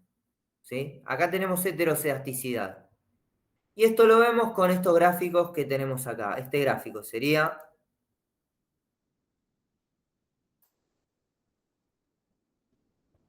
el gráfico de residuos. Fíjense que acá tenemos una caída y después una subida. ¿Sí? Entonces, podemos asumir, y la línea roja no está perfectamente alineada como debería con la línea punteada. ¿Sí? Entonces, en este caso, y es complejo, podríamos asumir heterocedasticidad. Y acá tenemos lo de los residuos que les decía antes. Este gráfico es este. ¿Se asume o no se asume? Perdón, en el anterior. Y está ahí un gris ahí. Y es medio una panza, ¿no? Es que después todo esto está abierto a la interpretación. No. Acá claramente tenés un problema, están todos por debajo. Pero acá tenés estos valores extremos también, o sea, Eso no está lo abierto a la veía. interpretación. Aproxima, sí. Acá tenés un gris complicado. Estás en un punto donde quizás sumando puntos se asumiría heterocedasticidad. ¿O no? Estás al borde acá. No es concluyente. Exactamente, no es concluyente. Acá sí quizás es concluyente. Imagínense que en la realidad no, estos casos, o sea, como les decía antes, cuando pasamos a la realidad, nos puede pasar cualquier cosa acá en estos gráficos, ¿eh? Y como se observa que ahí que no es concluyente, que sea concluyente, que nos dé perfecto, es raro. Es como la discusión del R cuadrado ajustado que hacíamos antes. Dependiendo de la ciencia va a ser distinto. Bueno, ¿en relación a qué modelo? Probablemente en relación a otro modelo ajuste mejor. Habrá que compararlo con otros modelos. No es tan malo, tampoco es tan bueno este modelo, en términos de los residuos. En términos de la distribución normal, tenemos algunos problemitas acá, pero aproxima bastante, ¿sí? Y en términos de leverage, no tenemos ningún caso tan grave. Bien, bueno, acelero. Pasemos entonces a lo que sería el coeficiente de determinación R cuadrado ajustado. ¿Qué hace el R cuadrado ajustado? Penaliza la cantidad de variables. Nosotros habíamos visto que podíamos sumar muchas variables. ¿Y qué se iba a mejorar? Bueno, hay un punto donde esto pierde la gracia, nos está diciendo el R cuadrado ajustado. Es decir, está bien, sumá variables. Pero el R cuadrado ajustado penaliza el sumar variables. Entonces acá yo puedo construir un modelo donde tengo en cuenta todas las variables, ¿sí? Donde tenemos, como habían dicho, tantos variables que tienen un sentido positivo. Por ejemplo, AM acá parece ser una variable con sentido positivo. AM es transmisor. Bueno, acá tengo un problema. Estoy generando un error en la clasificación del modelo porque AM es una variable de tipo categórica. Esto se los marco. MTCars, pesos, AM. Como es categórica, le tengo que definir como factor. A factor, MTCars, pesos, AM. ¿Sí? Todas las variables que acá me está marcando que son categóricas, tanto AM como BS, son categóricas. Entonces, para que sean correctamente interpretadas por el modelo, tengo que aclararle que son categóricas, ¿sí? Porque me dice el valor 0 es un motor y el valor 1 es otro motor. Y en el transmisor, automático o manual. Bueno, vamos de nuevo entonces, habiendo corregido esta cuestión. Vamos a ver nuevamente los dos modelos. Vieron que no cambia tanto acá. El R cuadrado sigue siendo 0,83. Este modelo sigue siendo bastante aproximado porque no está utilizando la variable que era categórica. Los plots son los mismos. Vamos a saltear. No, vamos a generar un último modelo. ¿Sí? Que este modelo tiene en cuenta todas las variables. Y acá me está aclarando, AM1. AM1 esto es porque la variable es categórica. Entonces, si el valor de AM es 1, esto quiere decir que el tipo de motor... No, si la transmisión es manual...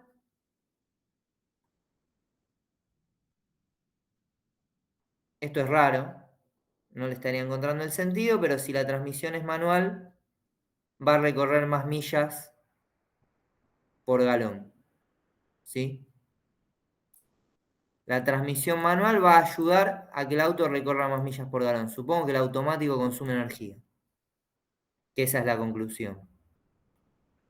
Bueno, esta es una aclaración importante para el trabajo que hagan. Por ejemplo, nivel educativo, variable categórica, ¿sí? No la pueden asumir como cuantitativa. El R cuadrado ajustado entonces penaliza la cantidad de variables. Entonces, el R cuadrado ajustado de este último modelo, que tiene 10 variables, es 0,8. El R cuadrado común es 0,86, pero el R cuadrado ajustado es 0,8. Y en el modelo anterior, que tenía solo 2 variables, el R cuadrado ajustado era 0,81. Entonces acá el R cuadrado nos está señalando, ojo, que está sumando variables, pero no te están aportando tanta información esas variables, ¿sí? Y en general, sumar variables tiene sus problemas, no lo podemos llegar a ver en profundidad, pero hay algo que se llama colinealidad, que les dejo el título por si quieren investigarlo. Luego podemos hacer regresiones mediante árboles de decisión. Como les había comentado, los árboles de decisión calculan entropía y tratan de ordenar el universo. Nuestro universo son los datos que estamos manejando. ¿Sí? Creo que esto ya lo vimos en desarrollo la clase pasada, por lo que no me voy a detener cómo funcionaba el árbol. Pero supongamos que nosotros tenemos los dos modelos, y con esto ya cierro. Tenemos el modelo de regresión y el árbol, que son dos cosas totalmente distintas. Entonces no las puedo comparar como si fueran lo mismo. Ahora tenemos métricas que nos van a permitir comparar su rendimiento. ¿Cómo? Tomando en cuenta las predicciones. Nuevamente, Y sombreritos son las predicciones. Entonces podríamos calcular el error cuadrático medio, que es esta fórmula, o el error medio absoluto, que es esta fórmula. ¿Cuál es la diferencia? Al ser cuadrático, este error va a penalizar especialmente los valores extremos. Y el error medio absoluto, al utilizar el módulo, no lo va a hacer. Va a tomar la diferencia simple. Si entonces, si se quiere penalizar especialmente las diferencias grandes o los valores extremos, se va a utilizar esta fórmula. Bien, entonces, la evaluación de ambos modelos, si quisiéramos estandarizarla y utilizar una métrica para comparar ambos, podría ser cualquiera de estas dos, ¿sí? Esta métrica nos permitirían comparar ambos modelos. Los árboles, que ustedes podrían utilizar árboles, y la regresión lineal múltiple. ¿Bien? Bueno, perdón, al final le metí muy acelerado porque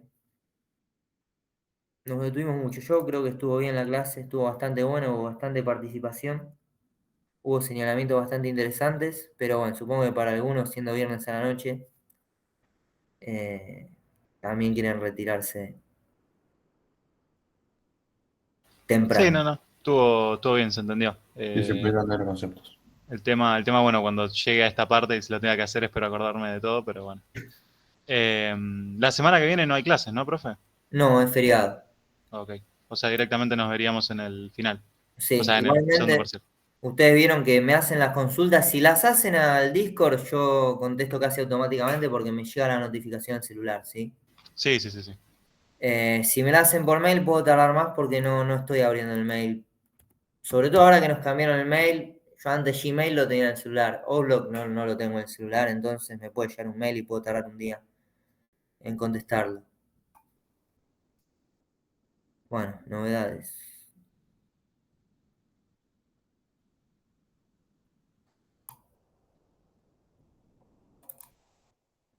Bueno, no sé si hay alguna pregunta, algún comentario. Para mí estuvo bastante buena esta clase, por lo menos de las del día fue la mejor, pero eso hizo también que me extienda mucho, que nos extendamos mucho. Les pido disculpas por eso. No Yo, hay problema, profe, se entendió todo. Sí, yo, profe, le quería avisar que en el grupo mío, no me acordar el número, una compañera después de la materia estaríamos presentando de a dos. bueno, no importa. Ya está, Está bien. Gracias. está bien. Suele suceder en los grupos que alguien deja y no les voy a decir. Si hay alguien y quieren sumar a alguien, me escriben, no hay problema. Si encuentran a alguien sin grupo. Y si no, bueno, suele pasar en los grupos que alguien se cae. Igual en este caso los grupos son lo suficientemente grandes como para que si se cae alguien no afecte tanto. Perfecto, gracias. La Bueno. entrega es la otra semana, ¿no? O sea, no la que viene, sino la otra. El 25, en 11 días. 25, ok. ¿Cómo vienen con eso? ¿Pudieron avanzar? Sí, de a poco. Complicado un poco con el tema de la EPH que tiene las columnas cambiadas en unos años, en otros no, y eso me está generando un reconflicto. Pero bueno, nada. Me queda terminar el filtrado y pasarlo a R. ¿Cómo las columnas cambiadas? Sí, porque, por ejemplo, en 2016 hay columnas que se llaman de alguna manera, columnas que se necesitan, no sé, qué sé yo, estado, no es en particular, pero por ejemplo, ¿no? Y después en 2023 hicieron una actualización y cambiaron esa y ahora no se llama más estado, se llama, no sé, estado US, algo así.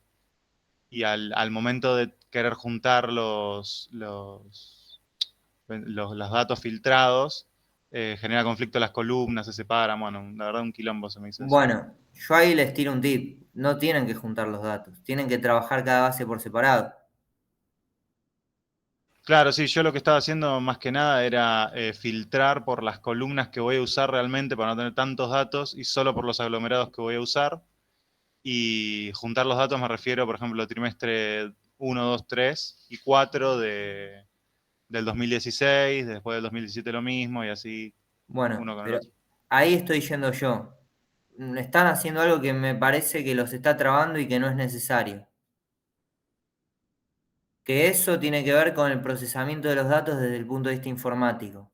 Ustedes tienen que tener indicadores por trimestre, ¿sí? A no ser que ustedes hayan definido trabajar anualmente. Yo no lo recomiendo porque se les va a complicar como se les está complicando. Entonces, ustedes lo que van haciendo es abriendo una base a la vez o generan una lista de bases y trabajan con listas, ¿sí?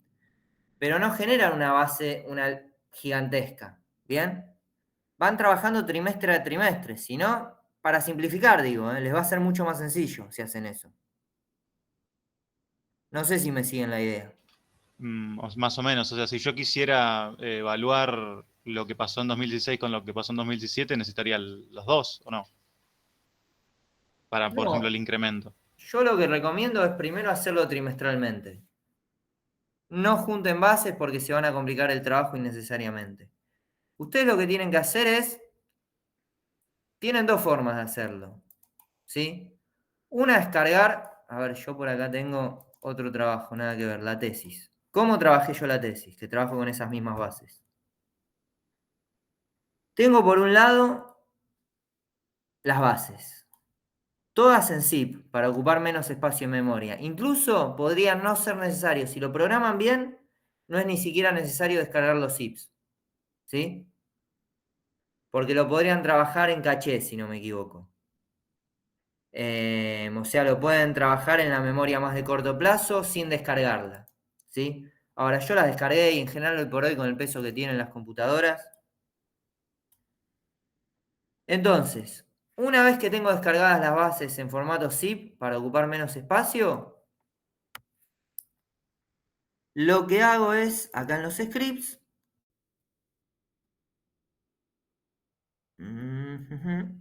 ahora vamos acá, por ejemplo, que estoy haciendo pruebas de un modelo. Yo voy recorriendo, tengo una base, o sea, tengo un listado de todas las bases, ¿sí? Voy a abrir el proyecto mejor. Creo que tengo un proyecto en algún lado, creo. Acá.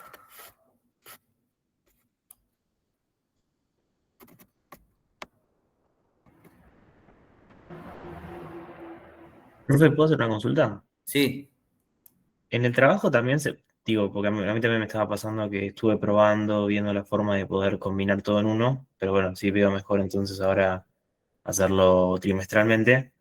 Pero entonces en el trabajo se puede ir describiendo lo que pasa trimestre a trimestre o tiene que ser, por ejemplo, no sé, poner en tal trimestre vi que tal cosa y después sumó o así. Bueno, ¿Cómo a habría ver. que definirlo eso, digamos, tipo ¿Cómo es? como los playos? Yo acá lo hice medio, a ver, por decirlo de alguna manera, hardcodeé algunas cosas. Generé un data frame que está hardcodeado donde tengo todas las bases. ¿Sí? Fíjense, esto bases. Tengo todas las combinaciones de trimestre y año. Entonces, hay mejores formas de hacerlo esto. Sí, creo que si usan dir, podría obtener utilizando dir todo el listado, o sea, y sin hardcodear esto. Pero bueno, lo hardcodeé para hacerlo más fácil. Recorro con un for todas las filas de este dataset, que solo tengo el trimestre y el año. Entonces, para cada fila voy a abrir un dataset y voy a trabajar en memoria con un dataset solo. ¿Sí? Yo acá estoy haciendo otra cosa, pero ¿qué harían ustedes? En cada trimestre, o sea, cada vez que abran un dataset, yo acá tengo una función que me abre el dataset. Para no tener problemas, que están teniendo problemas porque entiendo que lo que están haciendo son bins, están bindeando, están juntando tablas distintas, que tienen distintos nombres las columnas. Bueno, para no tener ese problema, recorren todo y van abriendo una a una, con un bucle for. Y en cada una, no sé, quieren calcular la tasa de desocupación, bueno, crean una función que sea calcular tasa de desocupación y en cada trimestre van a tener una lista que va a ser tasas de desocupación y le van a agregar lo que les va a devolver la función calcular tasa de desocupación. ¿En dónde? En la posición I. que va a ser la posición del trimestre. O acá le pueden poner un nombre, por ejemplo, si laburan en R. Hacen un paste, que es como concatenar texto, con trimestre, coma y año. Sí, obvio. Acá le ponen texto en el medio que quede más lindo. Llaman a la función calcular tasa de desocupación y le pasan la base. Las variables de la tasa de desocupación son siempre las mismas. Esas seguro que no cambian. Entonces esta función se va a ejecutar perfectamente. Después los problemas que pueden tener va a ser con variables absolutamente secundarias, por decirlo de alguna manera. Con variables que a ustedes no van a utilizar en su trabajo, por lo menos en las indicaciones que les di yo no están. Entonces, si ustedes trabajan de esta manera, si su línea de trabajo se desarrolla de esta manera, no deberían tener problemas de ese tipo. ¿Sí? ¿Se entiende? Sí, se entiende. O sea, igual yo lo que estaba haciendo era más que nada para evitar usar tipo todos los datos que tiene la base, porque es un montón de datos que son medio abrumadores.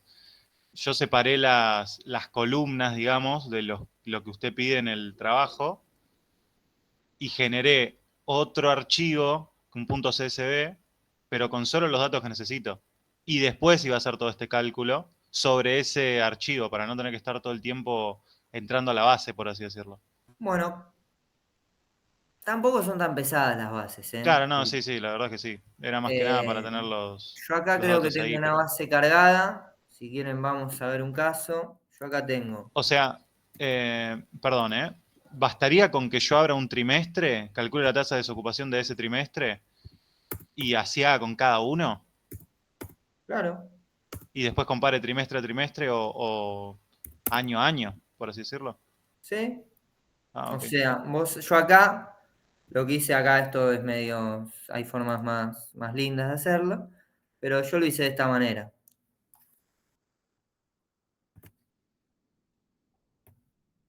¿A dónde estoy abriendo la base? Es lo que no entiendo. Acá debería abrir la base en algún lado. Ah, no, porque acá estoy procesando resultados. Acá no estoy abriendo base, estoy haciendo un análisis. Vamos a donde abro las bases. Files, optimización, pruebas. Acá, pruebas. En estas pruebas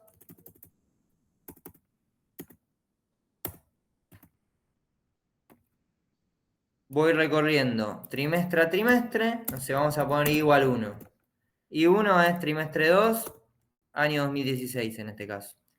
Entonces yo me armé una función que lo que hace es, con el año y el trimestre, cargarme el data frame correspondiente.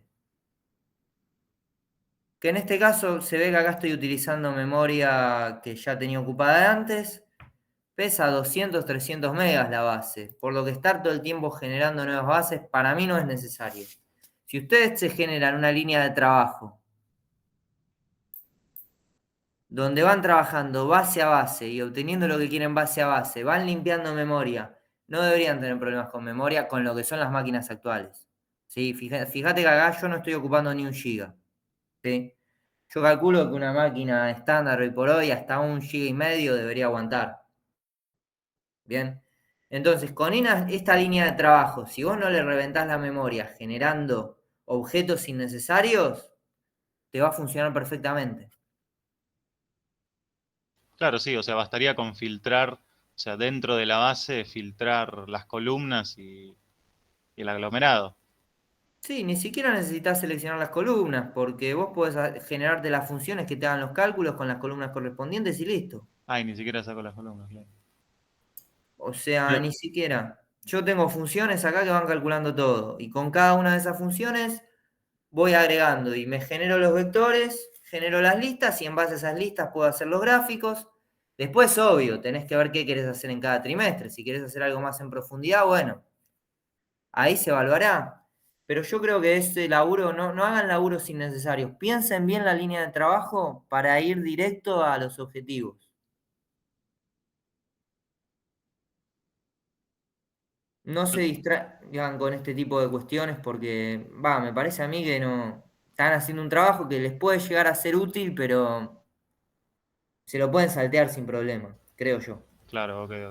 Entonces lo correcto sería, por ejemplo, calcular las tasas, en este caso de desocupación, ¿no? Sí, Del, qué sé yo, el segundo trimestre de 2016. Calculo de ese, bueno, calculo del tercero, del cuarto, así, etcétera, y los meto en una lista, digamos.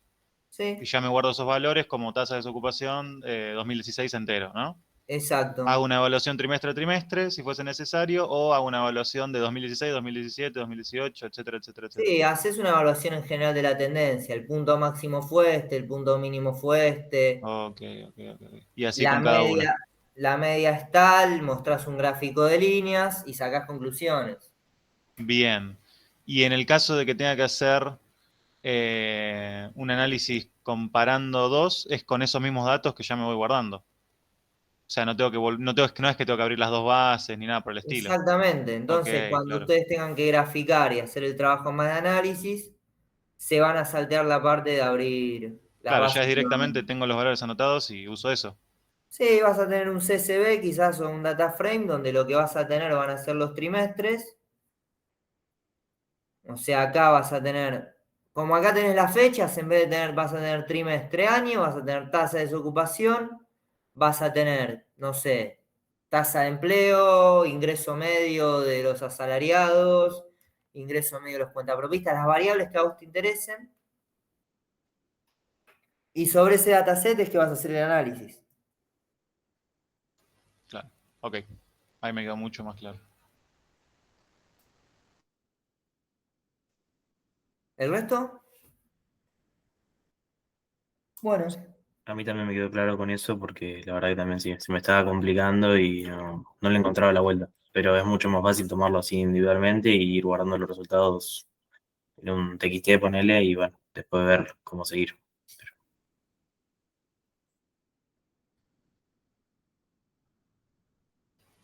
Bueno, muchas gracias, profe. bueno, no, gracias a ustedes, buen fin de semana y cualquier cosa escriben, ¿sí? Dale, genial. Dale, Buen fin de. gracias. Buen fin de-